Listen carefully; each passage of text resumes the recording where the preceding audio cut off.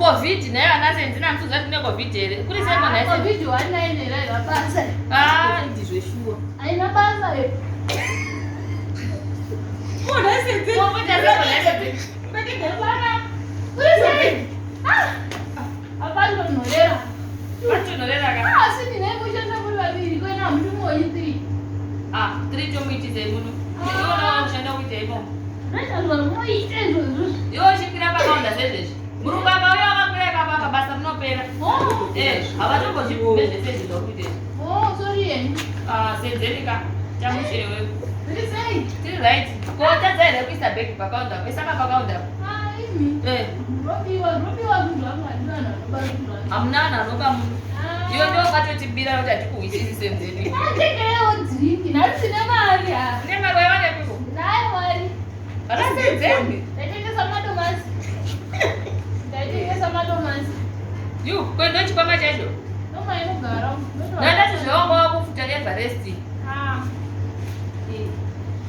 Zvetori mari hombe ndai. Abatarai pairika. MuEverest mai mwana nangwe chikandona, anongochisiya.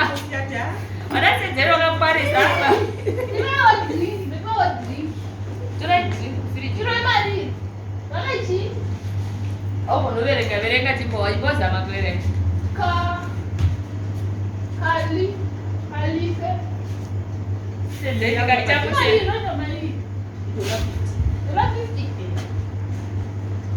Aiwa kana uchange kuvhura usati wachipa mari Senzeni.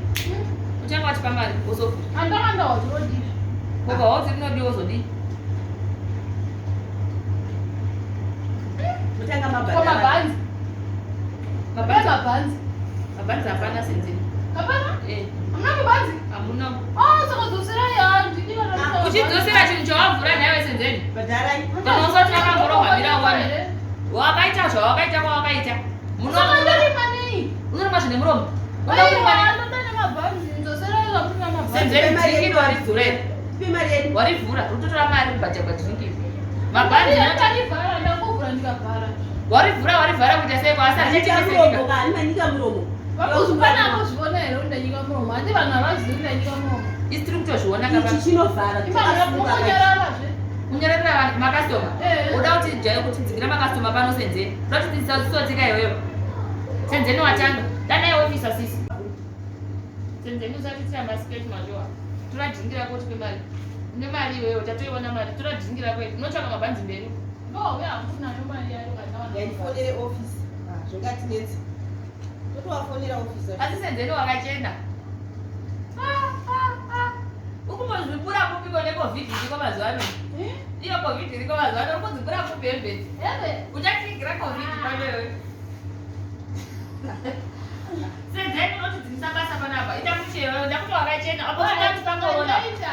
Dzoka kuno wakazwa Ndai padhuze apa. Totokona kuchena. Asiya dhingi naimi. Maimi Mumhanyire. Timanya imi mingisana.